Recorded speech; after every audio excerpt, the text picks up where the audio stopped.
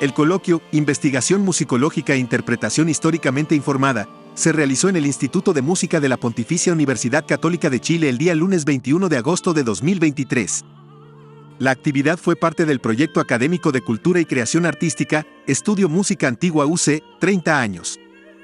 Memoria de obra, financiado por la Vicerrectoría de Investigación de la Pontificia Universidad Católica de Chile, a través del Concurso de Cultura y Creación Artística 2023. El objetivo de este coloquio es explorar las diversas conexiones entre las investigaciones de la musicología histórica y las prácticas interpretativas adscritas a la corriente de la música antigua, como también conocer las perspectivas particulares de los invitados, a partir de su experiencia de trabajo con intérpretes de música antigua. La práctica de la interpretación de repertorio musical histórico integrando diversas áreas del conocimiento, tales como la musicología, la filología, la estética, la filosofía de las artes, la organología, la teoría del discurso y la socioantropología fue denominada, más o menos desde comienzos del siglo pasado, como música antigua. El desarrollo de esta corriente de interpretación musical, por ya casi 150 años, ha recibido en la actualidad denominaciones algo más abiertas, tales como ejecución históricamente informada o práctica musical históricamente inspirada. En muchos casos, las interpretaciones y registros de solistas y agrupaciones musicales actuales se montan sobre un sustrato de investigación y prácticas interdisciplinarias, obteniendo resultados que amplían los límites conceptuales de dichas disciplinas, al tiempo que plantean nuevas problemáticas acerca de la creación musical, como también del estilo, las formas musicales, la recepción de las audiencias, la interculturalidad y hasta el mercado globalizado de la música. Durante sus 2 primeras décadas de trabajo, el estudio Música Antigua se propuso una metodología de trabajo dentro del marco interdisciplinario antes descrito. Es así como toda su producción de obra con música colonial americana la realizó a partir de ediciones de archivos musicales realizadas por los musicólogos Samuel Claro, Piotr Nabro, Víctor Rondón y principalmente Alejandro Berra, con quien ha llevado a cabo varios proyectos, conciertos y registros fonográficos. Estos trabajos no solo dieron origen a presentaciones en concierto, varias veces con estrenos absolutos, sino también a registros fonográficos y puestas en escena en formato de teatro musical. En este último caso, concurrieron al trabajo interdisciplinario otros artistas e investigadores procedentes de los ámbitos de la danza, la dramaturgia, la actuación teatral y la música de tradición oral. En la última década, el estudio Música Antigua ha trabajado principalmente en la producción de programas monográficos en torno a compositores del barroco universal, proponiendo versiones, adaptaciones o arreglos históricamente informados de obras musicales canónicas, tales como las fantasías para instrumento solista y los dúos sin bajo continuo de Telemann, las sonatas para flauta dulce y bajo continuo de Händel, las suites para guitarra de Bizet, las suites para clavecín de Diepat, o las variaciones para instrumento solo de Van Eyck.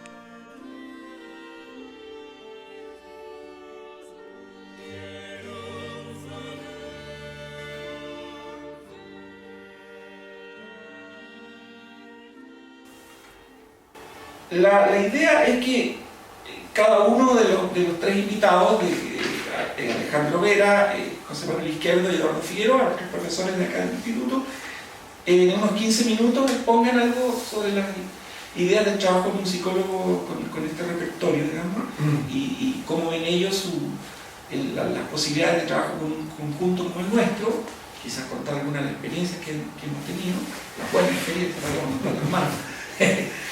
Y después la idea es que armemos una conversación.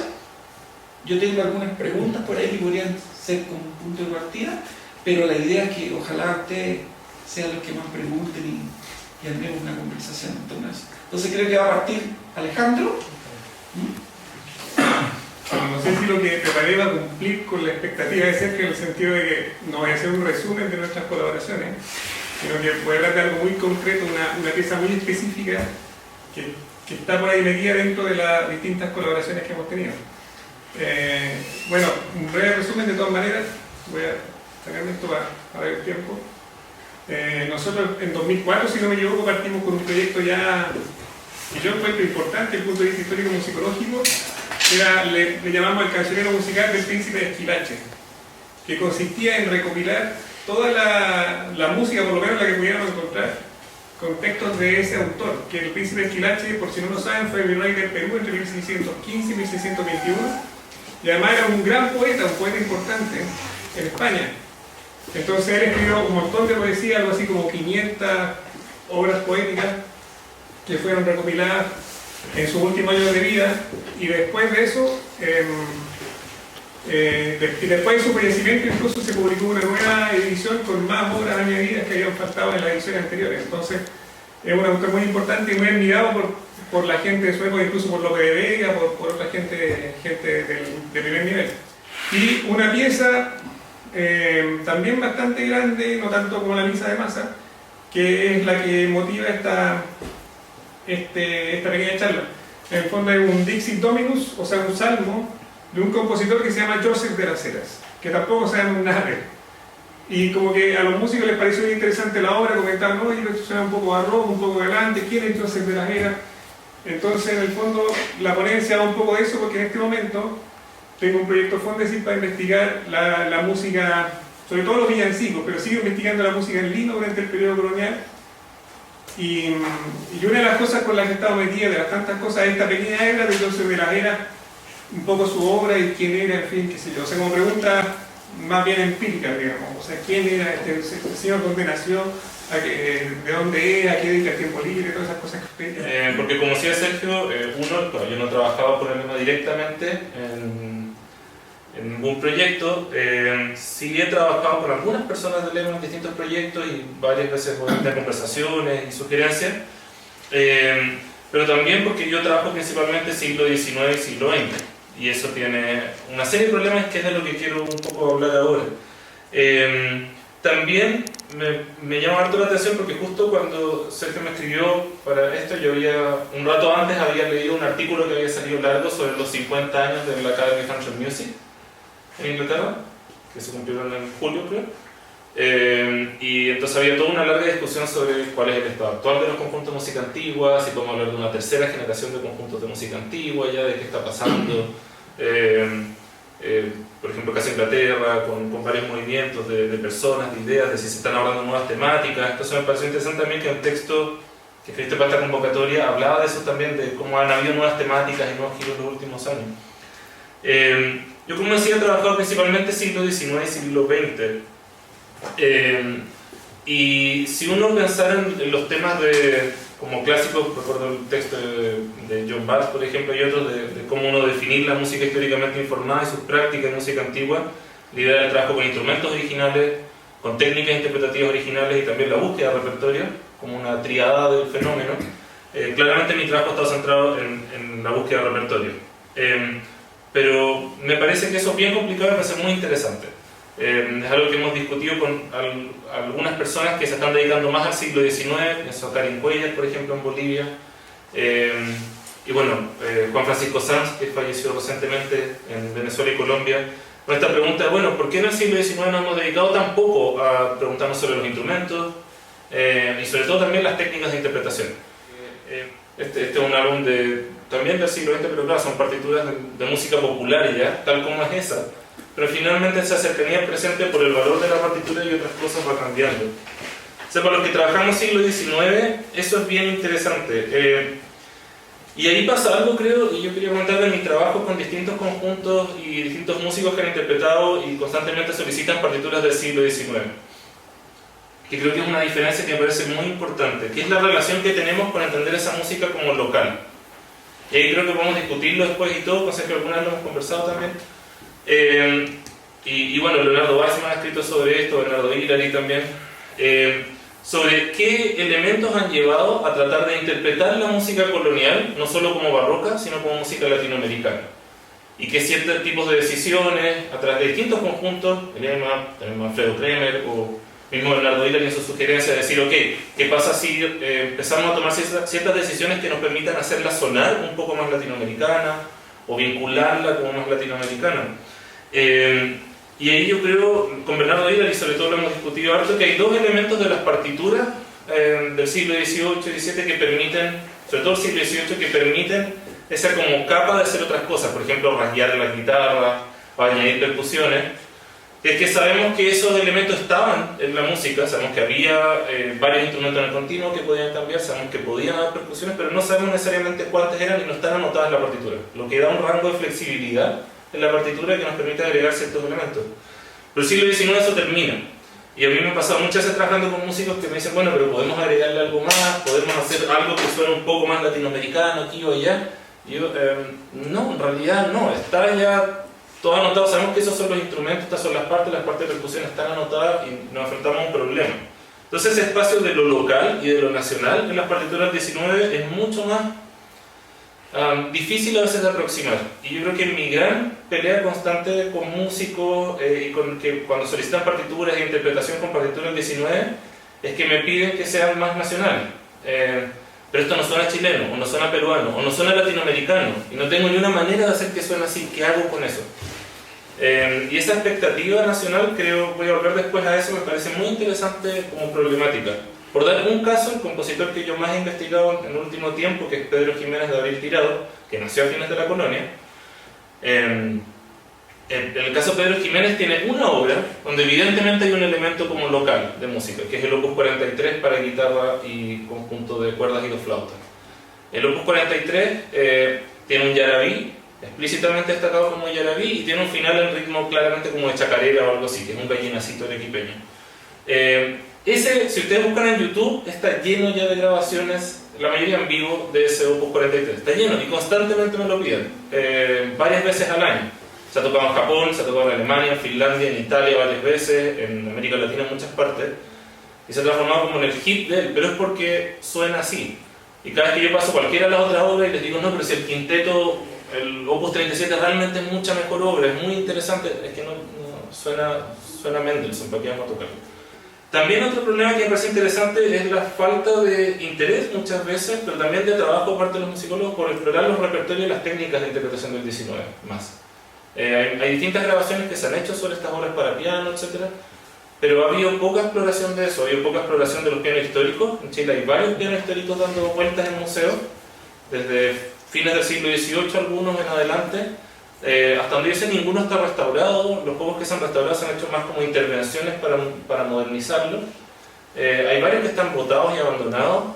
Hace 2 semanas fui a ver un Erard de 1849 que está abandonado en el Duoc, digamos, está tirado en un subterráneo. Y yo mismo tengo unos pedazos de fortepiano acá en la oficina. Y es bastante común esa como decir, ok, necesitamos eso, no lo necesitamos instrumentos, ¿qué pensamos al respecto?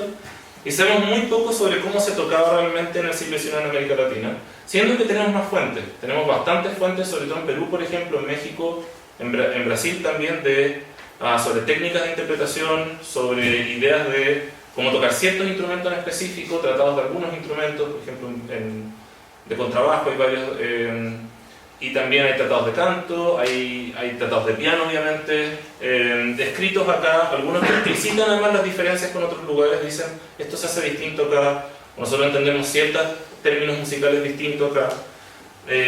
Algunos muy específicos, no sé, en Cusco, por ejemplo, yo he encontrado 3 distintos publicados en Cusco a principios del siglo XIX, como por sargentos de infantería que tratan de hablar de términos musicales para la banda, qué sé yo, o para colegios de señoritas. Pero que no tenemos muy bien dónde cuadrarla. Queremos que, como ya somos independientes, suene chilena, o queremos que suene peruana, y constantemente hay esa solicitud, pero la música no responde de esa manera. La música es de una generación de músicos que en realidad están tratando de ser cosmopolitas, están tratando también de vincularse con sonidos y repertorios de otras partes, y no necesariamente específicamente sonar como nacionales. Otro problema que me parece interesante con eso es que como también son volúmenes de música grandes de estos compositores, yo no sé, Alejandro puede decir, pero creo que no le pasa de la misma manera. Yo creo que a Alejandro le pasa a ser un poco representante legal de, por ejemplo, el repertorio de la catedral. O sea, que si alguien se acerca a la catedral, igual pasa por Alejandro sin quererlo o no, porque lo ha trabajado mucho. A mí me pasa harto con compositores específicos en 19 que he trabajado. Ya no solo algunos de Perú y Chile, sino también de otras partes, de Brasil o de otros lugares, que la idea de buscar, porque si bueno, tú has trabajado harto este compositor, ¿cuántas obras hay más obras y cómo las vamos tomando? Y yo creo que en eso hay un trabajo grande desde la musicología por hacer en diálogo con la interpretación históricamente informada, de ir construyendo un mensaje en torno a esto. Ok, ¿cómo suena el siglo XIX realmente? ¿Cuáles deberían ser nuestras expectativas sobre ese repertorio? ¿Qué podemos hacer? ¿Cómo podemos trabajarlo con el mismo interés que hemos trabajado repertorios de siglos anteriores? ¿Qué nos puede ofrecer en ese sentido? Y yo creo que efectivamente, como digo, creo que había un problema sobre todo de mensaje. Y por último quería hablar de nuevo de lo nacional. que para mí ha sido esto que más me da vuelta. Yo creo que ahí había un problema interesante que tiene mucho que ver con esta expectativa de lo nacional y qué es lo nacional. Entonces, siglo XIX es cierto, es nuestro siglo de las repúblicas, es el siglo de las naciones que se van conformando y poniendo límites, pero al mismo tiempo no lo es, sobre todo por la primera mitad del siglo XIX. Todavía son músicos que están transitando mucho, los límites entre un país y otro no están claramente definidos, tampoco hay necesariamente un espíritu de lo nacional, muchas veces hay mucho más un espíritu de lo americano, que es un término que se utiliza mucho más, sobre todo hasta los 1850-60. Y por tanto, a veces creo que estamos poniendo unas expectativas distintas. Y en ese sentido yo creo que hay mucho espacio todavía para trabajar el siglo XIX, tanto en los repertorios, en pensarlos como no nacionalmente, y en pensar mucho más las técnicas también y los instrumentos con que se trabaja, donde creo que ha habido muy poca exploración y hay muchas posibilidades de desarrollo y de trabajo. Esas son como algunas ideas que quise tirar para la conversación. A ver, de lo que yo voy a conversar hoy día, he visto que tengo una relación estrecha también con el lema. Yo soy como de caballo de Troya, yo estoy adentro del conjunto, pero también me ha tocado participar como haciendo un trabajo un poquito más intelectual, si bien en realidad el trabajo que voy a mostrar hoy día no es un trabajo 100% intelectual, sino que más bien es un trabajo práctico, ¿no? Es un trabajo colaborativo que nosotros hicimos con el conjunto, principalmente en este caso con Sergio y con Gina, trabajando sobre el repertorio que yo conocía bastante bien por mi disciplina, ¿no es cierto? Que yo soy intérprete musical de guitarra y bueno, estoy dedicado principalmente hace como 25 años a los instrumentos antiguos. ¿Qué es lo que hicimos entonces? Sergio postuló un proyecto BRI, junto, ya lo había hecho con otros dos repertorios, con música de Telemann para las colecciones de piezas para violín y flauta sin acompañamiento, y Faneik, el libro Faneik, ¿cierto? Este fue el tercer proyecto realizado en esta línea, es decir, construir nuevos repertorios a partir de obras que eran para instrumentos solistas. Después, el trabajo más entretenido, y que fue justo en pandemia, trabajamos con mascarilla, me acuerdo, en mi casa con Sergio Benquina, fue la revisión colaborativa en conjunto para decidir las tonalidades y las instrumentaciones para las cuales íbamos a orientar la transcripción definitiva. Por lo tanto, hay también cambios de tonalidad, en particular en esta suite cambiamos la tonalidad de re menor a si menor, pensando en, por ejemplo, instrumentos como la flauta de wah, compatible con la flauta traversa también, o sea, hacerlo un poquito más universal y no dejarlo circunscrito quizá a menos instrumentos. Fuimos cambiando algunas cosas gracias a la colaboración de Gina y Sergio respecto a, de repente, por ejemplo, en esta pieza quizás es menos evidente, pero en otras sí, es mucho más evidente, cambiar por ejemplo el ámbito, o sea, el registro de algunas de las frases, en el bajo, ¿no es cierto?, en la soprano, con el fin de utilizar en el fondo los recursos de instrumentos como la teorba y la gama, ¿no? Y aparte de eso, evidentemente, el cifrado, que no estaba, ¿no? Y el cifrado en el fondo, si bien en la versión de la misma transmisión de Dice no hay absolutamente ninguna cifra en esta pieza, no sé si hay cifra, en esta no hay ninguna. Adapté algunas cosas que estaban relacionadas con la pieza para guitarra, pero otras en realidad están hechas absolutamente ex novo, o sea, en el fondo siguiendo un poco la regla de la octava y las reglas del bajo continuo. Entonces hay algunas cosas que sí vienen de la obra de guitarra y otras que no vienen de la pieza para guitarra. Yo creo que se relaciona, quiere hacer una pregunta, hacerle, digamos, a los tres, o una incitación a la reflexión. Tengo tres preguntas, pero cuando han realizado ustedes, quizás esta primera pregunta es más para ustedes que para Eduardo, digamos, pero cuando han realizado reflexiones de repertorio desde fuentes originales o de la época de creación de la música, ¿qué esperan ustedes como musicólogos de su lectura interpretativa por parte de los intérpretes ejecutantes? ¿Se entiende la pregunta?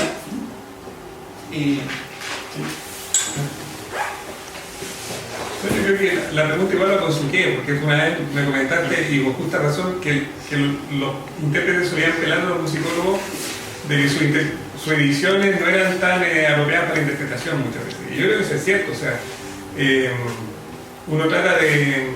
Bueno, generalmente los musicólogos tenemos una práctica con algún instrumento, ya sea teclado, guitarra, en mi caso todo, un poco de guitarra barroca y la voz, qué sé yo, eso es como el mundo que conozco. Pero cuando uno lo que está requiriendo excede ese ámbito, intenta igual informarse y tomar consejos de intérprete, pero siempre puede haber algo detalles prácticos que faltan, cuestiones tan elementales como por ejemplo como dejar el espacio suficiente para dar vuelta a la página, cuestiones así, que a uno se le puede escapar cuando hace una transcripción, pero para los intérpretes son cuestiones básicas. O el espacio que ocupa los compases dentro de la página, que a veces cuestiones muy rudimentarias, pero a veces metido en la cuestión filológica, en la cuestión de cómo transmito el significado de esta obra, en el contexto total, y en todas esas cosas que nos solemos meter los musicólogos, que son bastante intrincadas conceptualmente, de repente se nos van detalles rudimentarios como de ese tipo que estoy señalando.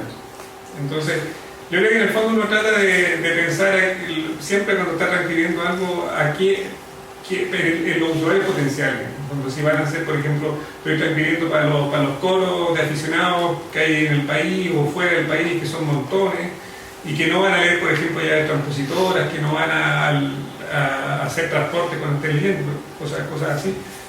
A lo mejor van a estar menos familiarizados con las figuras de la época, por ejemplo, van a pensar que las veo cuadradas van a ser muy lentas, entonces reduzco los valores.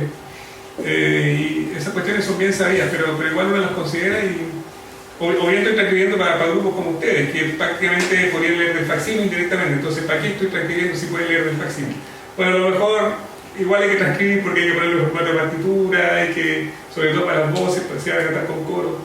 O sea que no siempre el facsímil original responde necesariamente a las necesidades de la interpretación actual tampoco, entonces hay que hacer una pequeña traducción, como dijo Eduardo, aun cuando se está transcribiendo el repertorio para los mismos instrumentos para los cuales fue compuesto. Y bueno, esas son algunas de las cuestiones que se me ocurren ahora, pero a lo mejor ahí José Manuel puede complementarlo o algo. Sí, yo creo que comparto lo que dice Alejandro. Lo único que puedo agregar quizás es que creo que, bueno, por un lado creo que la pregunta que me parece importante es, claro, cuándo y por qué es necesario, y también creo que depende del tipo de interpretación que se haga, porque muchas de las cosas que transcribimos como musicólogos muchas veces que sabemos, aunque no lo esperamos, tener la expectativa que se van a hacer una vez, ¿no? Hay una idea, por ejemplo, una vez para que quede grabada y entonces sirve como repertorio y como guardarla, ¿no? Como que quede, que sirve para clases, sirve para que por último esté grabada. Pero hay otras que empiezan a sobrevivir o que empiezan a funcionar más, como este divertimento que decía Jiménez, donde entonces empiezan a haber otras preguntas sobre cómo editarla. Me ha pasado, por ejemplo, con las cosas de Pedro Jiménez, como esos divertimentos, los minutos para guitarra, en general las piezas para guitarra y los cuartetos de cuerdas, que antes de la edición final he preferido trabajar con músicos para ver como cada detalle y que sea útil. Entonces los divertimentos finalmente los editó Gabriel Chebor, Alexander Ramírez en Alemania hizo unos minuetos y los cuartetos los traje con el cuarteto Ayler en Canadá. Entonces ellos fueron, y cada uno de ellos al final cuando tocan su versión la están tocando desde los manuscritos originales, ya lo mismo, pero es útil. Entonces, ¿hasta qué punto ustedes como musicólogos se sentirían incómodos? Yo sé que la pregunta es un poco rara, pero ¿cuál es el límite, digamos? ¿Cuál es el límite de una versión de un intérprete que toma este repertorio, que ustedes acepten como una versión, digamos, desde el punto de vista musicológico todavía válida, en el sentido musicológico, digo, porque siempre artísticamente va a ser válida? Pero quizá, no sé si hay parte. Sí, pero de nuevo creo que está esa diferencia que al final también es histórica. Creo que depende, al menos para mí depende mucho el tipo de repertorio de época. O sea, tiene razón, artísticamente si alguien hace, no se recuerdo el disco de Marcela Lille, por ejemplo, de piezas de piano en 19, que lo hizo con su pareja que es percusionista, entonces es piano pero con un set de percusión que nadie en el 19 le ha hecho eso con música salón. O sea, no me imagino en la salón de Lección de las Secres y todos leyendo poesía y digo portales y un set de percusión, como que no creo. Entonces, claro, teóricamente, pero artísticamente funciona muy bien, con sobre todo las polcas y los repertorios. Pero históricamente, yo creo que esa diferencia también tiene que ver con el periodo histórico. Evidentemente, con muchos repertorios que hace, por ejemplo, Viena y todo, son épocas en que se asume que la partitura se ve así, y se trabaja y se cambia, y que sabemos que había muchas maneras de leer, de cambiar ese instrumento y pensarla. Pero no, en el 19 creo que es más difícil. Me acuerdo de un caso que fue trabajando con la Sinfónica Nacional en Perú, que iban a hacer el Miserere de Alcedo, que ya lo habían hecho acá Alejandro Reyes dirigiendo, y que en un minuto yo les dije, oigan, igual hay una versión de 20 años después en que la caja y lo que está anotado como tam-tam lo cambia por timbal. Prefieren hacerla con timbal, Y me llamó el director de orquesta, estuvimos 3 semanas con eso, además que me pregunta qué era un tam-tam en 1847 en Chile. Si era realmente un gong o un tambor grande o qué era. Entonces, y dije, chuta, esto nos pasa a nosotros en el 19 con un detalle tan mínimo, porque en realidad el resto está bastante claro, pobre los que hacen siglo anterior, los compadezco, pero creo que sí hay diferencias por periodo, por lo menos comienza tranquilidad hasta ahí. Sí, también estoy de acuerdo con lo que dice Samuel. Yo todavía me siento incómodo cuando, honestamente, cuando los intérpretes hacen pasar por algo factible históricamente una cuestión que se justifica solo en términos artísticos actuales. O sea, no tengo ningún problema con lo que dice José Manuel, si alguien agrega percusiones a piano porque suena bien actualmente y a veces los resultados muy buenos, aunque uno sepa que en la época no había manera que se tocara así, pero suena tan bien que vale la pena hacerlo así. Y eso no me produce ninguna incomodidad, lo disfruto sin ningún problema.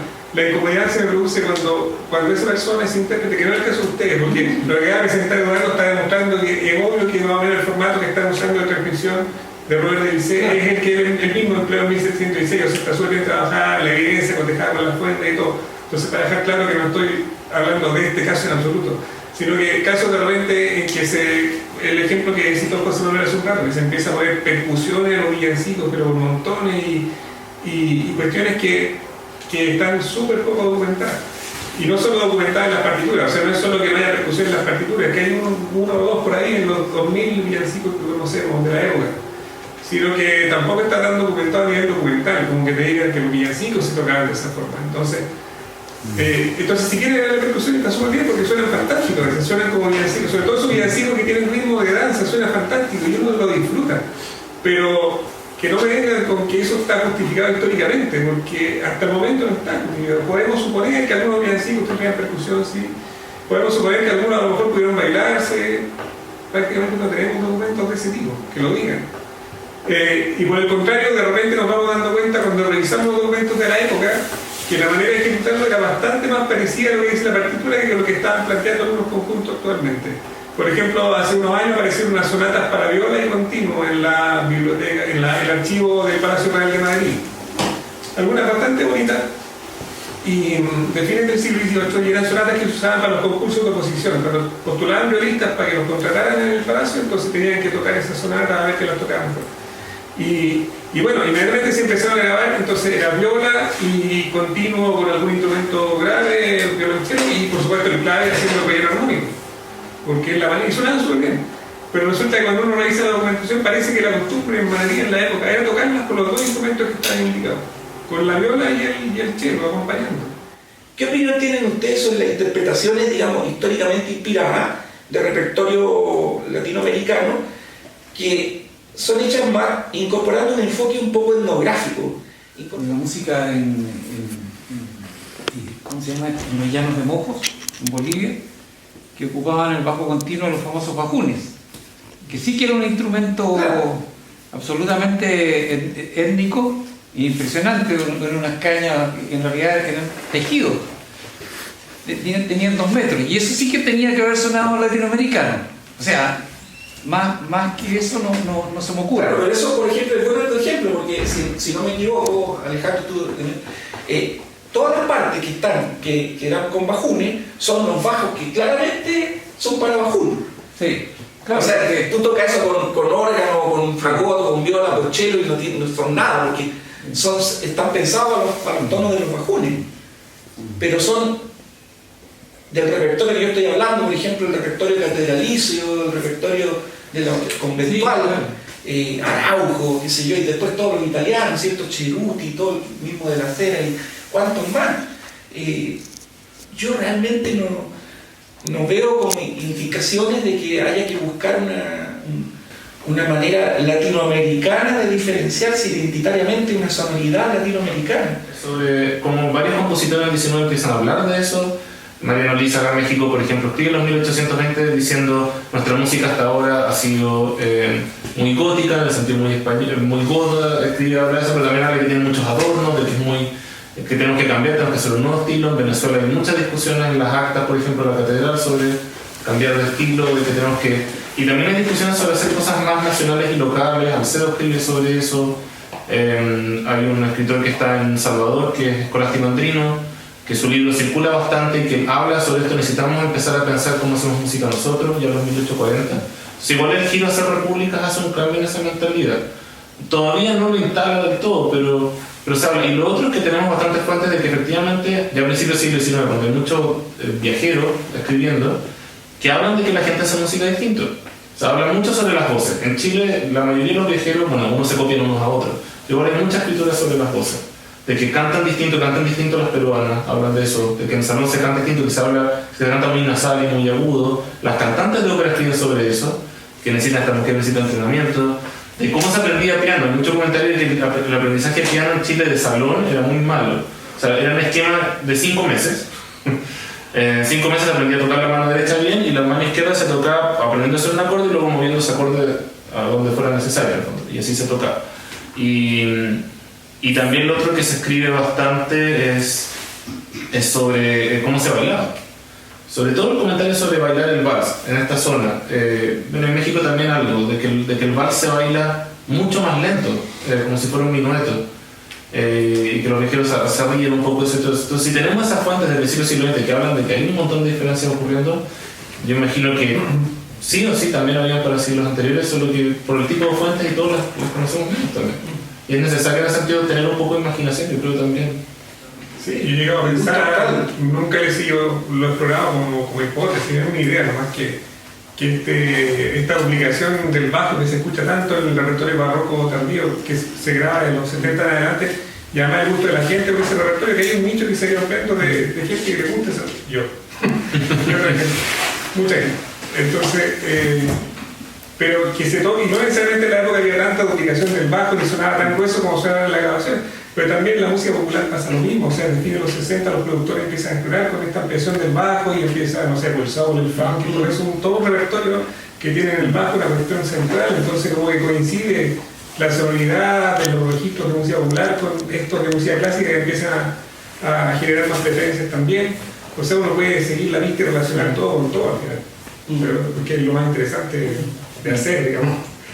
Entonces, como era toda una relación especial que tenía España con el resto de Europa también, no muy bien mirada siempre, sobre todo a partir del siglo XVII.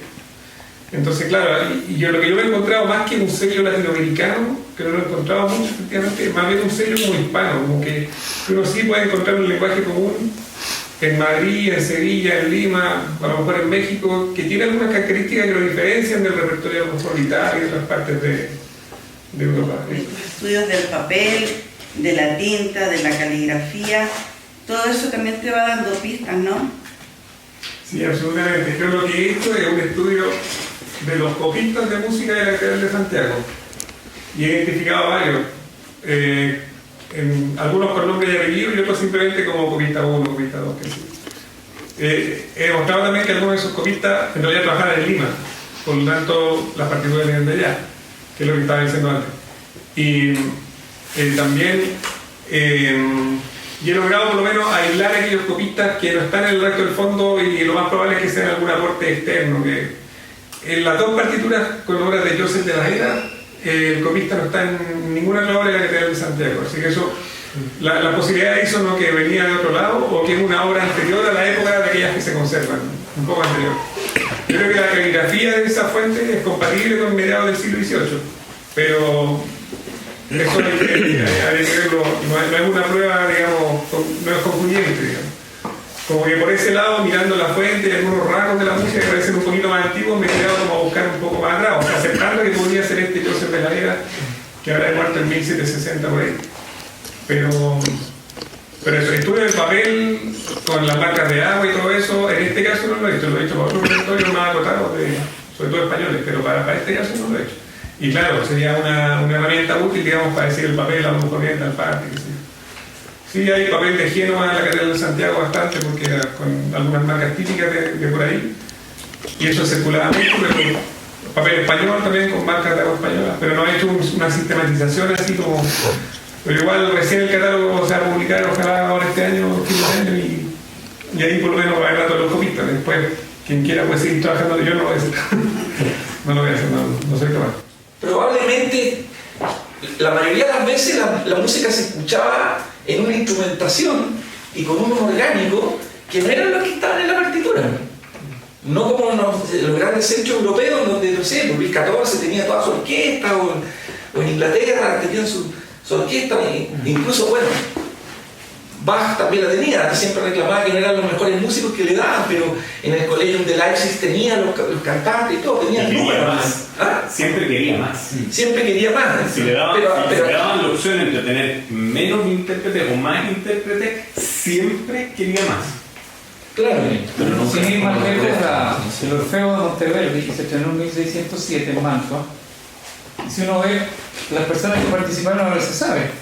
Eran un grupito, pero resulta que la orquesta, la instrumentación original de Monteverdi exigía 2 orquestas, 2 continuos, y era una cosa increíblemente pobre. Entonces, efectivamente, muchos estrenos se han hecho hoy en día de música del pasado con las instrumentaciones que realmente se exigían. Claro, eso es paradójico. Supuestamente con la instrumentación original nunca se escuchó en la época. Por ejemplo, yo que trabajo ópera en el 19, en Perú por suerte sobreviven muchas partes de las compañías de ópera, manuscritas del siglo XIX, todos hacían arreglos, o sea, llegaban las partes canto piano y aquí se volvió a orquestar, y se orquesteaba con lo que había, y el, no sé, el Casta Diva de Norma, un clásico con un solo de flauta, hay versión para solo trompeta, solo de cello, solo de que haya, porque... y siempre con partes recortadas, simplificadas, la parte vocal, las partes instrumentales.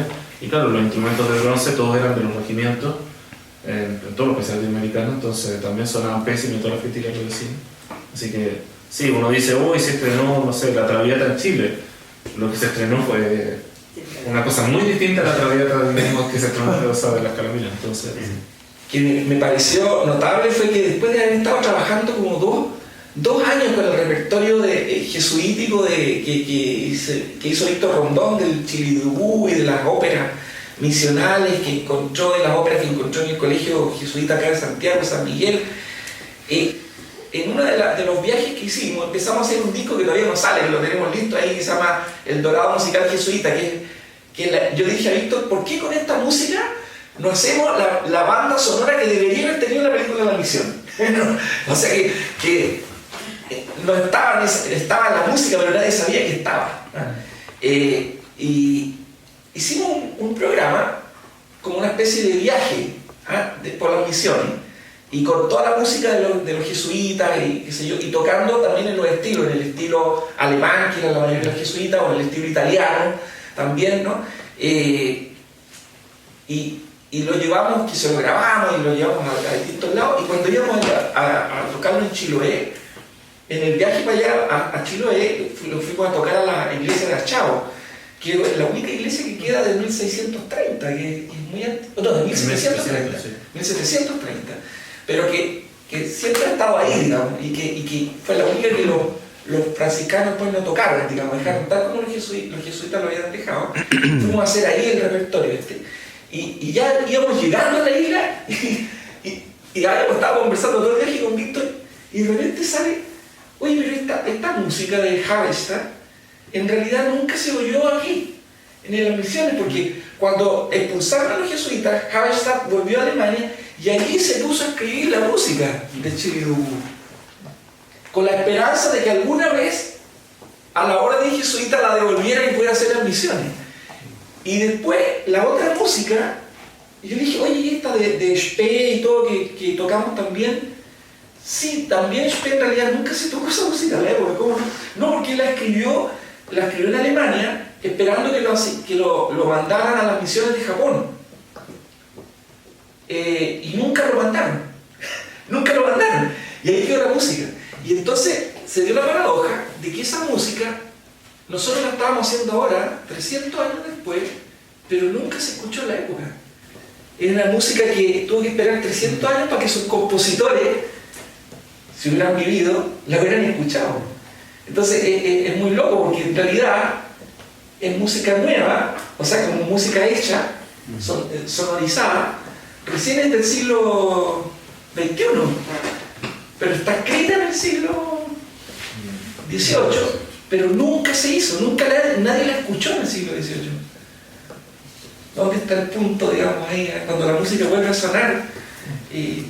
Entonces ahí aparecen todas estas, para mí se empiezan a derribar todas estas ideologías, que si la música es latinoamericana o europea, que si la música es antigua, o del pasado o del presente.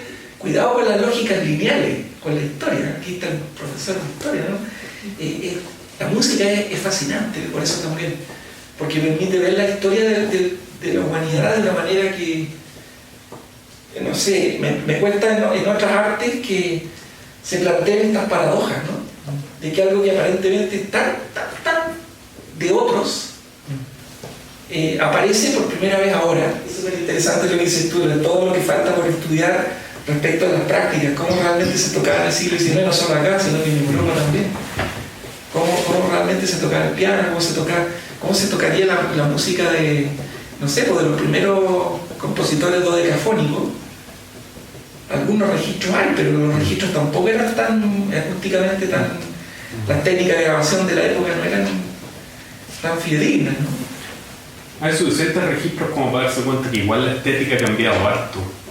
Ha cambiado mucho la estética entre las grabaciones del repertorio entre comillas contemporáneo, cuando uno escucha las primeras versiones grabadas de la consagración de la primavera y lo compara con las grabaciones más recientes, ha cambiado mucho la estética. Bueno, ha sido un gusto, le agradezco realmente a todos los que están acá, pero especialmente a Alejandro, José Manuel y Eduardo, porque realmente yo lo he pasado súper bien, no sé si ustedes, pero ha sido muy entretenido. Y ojalá podamos seguir trabajando muchas cosas todavía. Gracias.